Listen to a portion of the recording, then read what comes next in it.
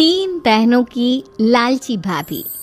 करिश्मा, रेशमा और मनीषा तीन बहनें हैं। उनका एक भाई भी है, मयंक। मयंक अपनी बहनों को बहुत प्यार करता है, लेकिन मयंक की पत्नी सविता इस मामले में मयंक से बिल्कुल ही अलग है।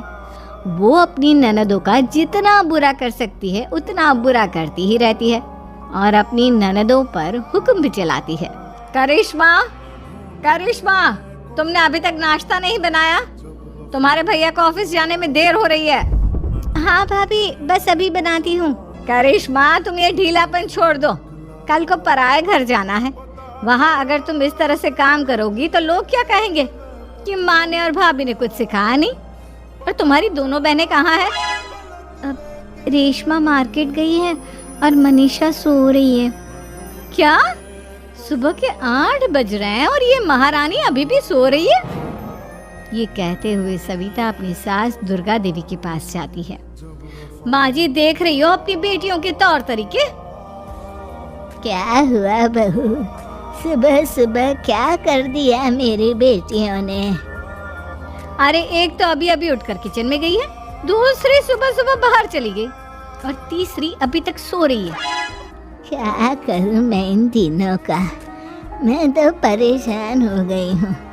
जा जाकर उठा उससे और रेशमा से मैं बात करती हूँ।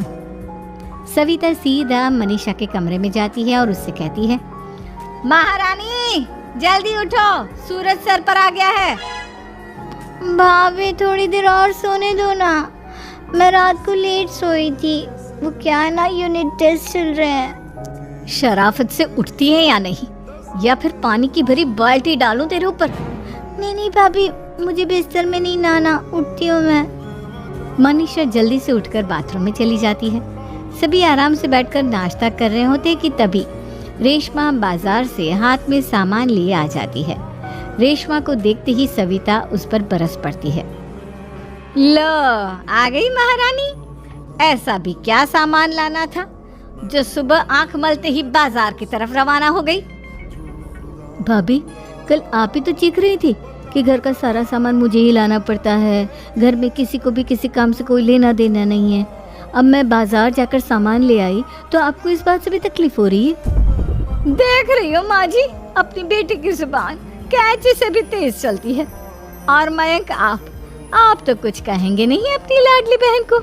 रेशमा, अपनी भाभी से ऐसे बात नहीं करते। चलो माफी मांगो। भैया, मैं क्यों माफी मांगू? आप भाभी से बोलिए ना कि हम पर कम हुक्म चलाया करे। हम इस घर की बेटियां हैं और आपकी पत्नी की ननद है, नौकरानी नहीं। लो कर लो बात। इनकी भलाई के लिए कुछ भी बोलो तो इन्हें बुरा लग जाता है। इस घर में यही इज्जत है मेरी। देख लो माँ जी, आपकी बेटी किस लहजे में मुझसे बात कर रही है। सविता वहाँ से चली जाती है। मयंक को बहुत गुस्सा आता है, वो भी वहाँ से चला जाता है। फिर करिश्मा रेशमा को समझाती है, रेशमा, तुम्हें भाभी से माफी मांग लेनी चाहिए थी ना। लेकिन दीदी, मैंने कुछ किया ही नहीं, तो मैं माफी क्यों मांगू? हाँ करिश्मा दीदी, रेशमा दीदी जैसे ही घर में आई भाभी ही उन पर चिल्ला रही थी। हाँ, मैं मानती हूँ कि गलती भाभी की थी। मैं तो इसलिए बोल रही हूँ कि भाभी ने माँ को तो पूरी तरह अपने वश में कर लिया है। वो हमारी बात सुनती ही नहीं। मयंक भैया हमारे लिए हमेशा खड़े रहते हैं, इसलिए उनकी बात का मान तो तुम्हें रखना चाहिए था ना। कोई फायदा नहीं दीदी, कुछ दिनों की बात और है, भाभी उन्हें भी हमारे खिलाफ भड़का देंगी। फिर वो भी माँ की तरह हमारी किसी बात का विश्वास नहीं करेंगे। इसी तरह सविता अपनी तीनों ननदों को किसी न किसी बात पर परेशान करती रहती थी। एक दिन मयंक अपनी तीनों बहनों के लिए गिफ्ट लाया। क्या रेशमा, ये तुम्हारे लिए हार का सेट। रेशमा, तुम्हारे लिए सुंदर सी ड्रेस। और मनीषा, तुम्हें किताबें पसंद है ना, तुम्हारे लिए किताबें लाया हूँ। थैंक यू भैया। थैंक यू भैया। थैंक यू भैया। करिश्मा, तुम्हारा नेकलेस कितना सुंदर है। ये भैया कहाँ से ले आए होंगे? मैंने भैया को 3 दिन पहले फोन पर ये डिजाइन दिखाया था और आज भैया ये ले आए। सविता तो अपनी ननदों के गिफ्ट्स देखकर जल गई और करिश्मा का नेकलेस तो उसे भी बहुत पसंद आया था। अपनी बहनों के लिए कितना अच्छा नेकलेस लेकर आए हैं, मुझे कभी कोई गिफ्ट नहीं दिया। मैं आज ही ये हार चुरा लूंगी। रात में सविता करिश्मा का हार चुरा लेती है और इसी तरह उसे अपनी ननदों की जो भी चीज़ अच्छी लगती वो उसे मांगती नहीं, बल्कि रात के अंधेरे में चुरा लेती। इसी तरह दिन बीतते गए और सविता ने मयंक के दिल में भी उसकी बहनों के लिए नफरत पैदा कर दी। एक दिन मयंक ने करिश्मा और रेशमा के लिए रिश्ता देखा और ये बात उसने घर में सबको बताई। माँ, करिश्मा और रेशमा के लिए बहुत अच्छा रिश्ता आया है।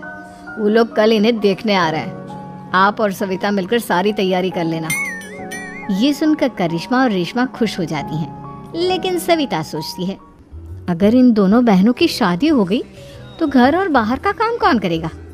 मनीषा तो एक नंबर की कामचोर है, उससे तो किसी बात की उम्मीद लगाना ही बेकार है। मुझे इस शादी को रोकना होगा।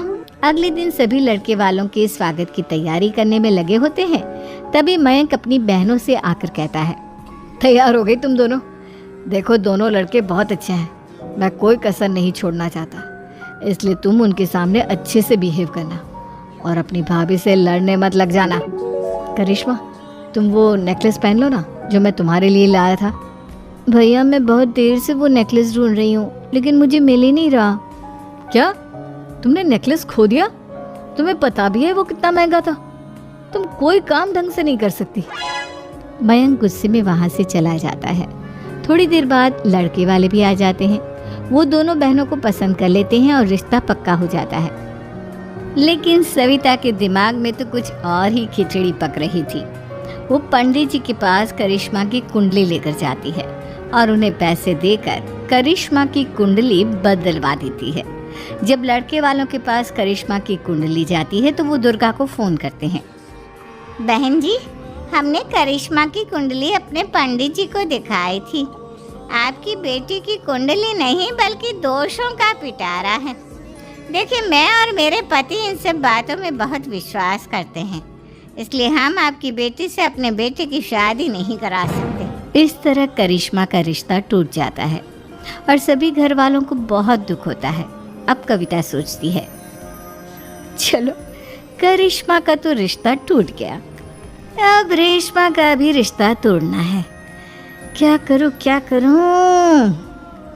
अब सविता आवाज़ बदलकर किसी अननोन नंबर से रेशमा के होने वाले ससुराल में फ़ोन करती है। हेलो, मैं कौन हूँ कौन नहीं ये आपके लिए जानना ज़रूरी नहीं, बस इतना सुन लो कि रेशमा का 2 साल से किसी के साथ अफेयर चल रहा है। बस रेशमा का रिश्ता तोड़वाने के लिए सविता का इतना कहना काफ़ी था। अब रेशमा का भी रिश्ता टूट गया। मयंक और दुर्गा देवी ने रेशमा को खूब खरी खोटी सुनाई और उससे बार बार उस लड़के के बारे में पूछने लगे।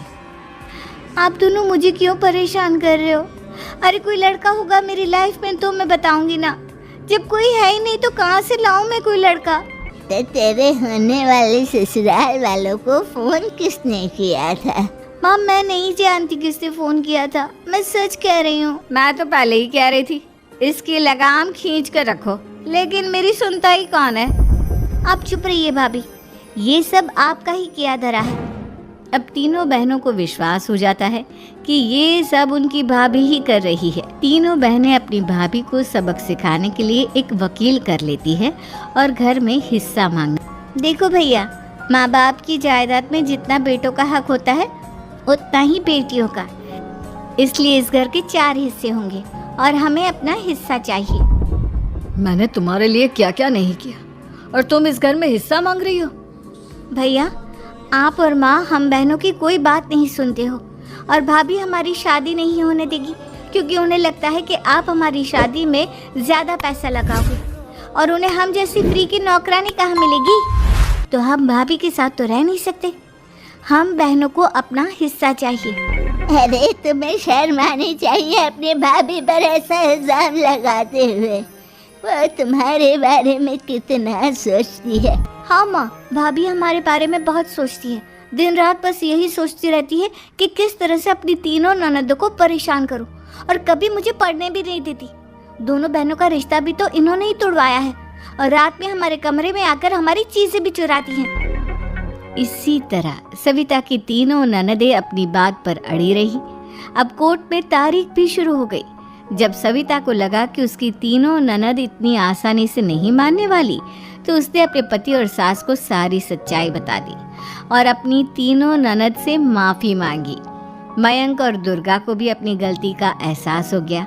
अब सविता खुद करिश्मा और रेशमा के लिए अच्छा रिश्ता ढूंढती है और उनकी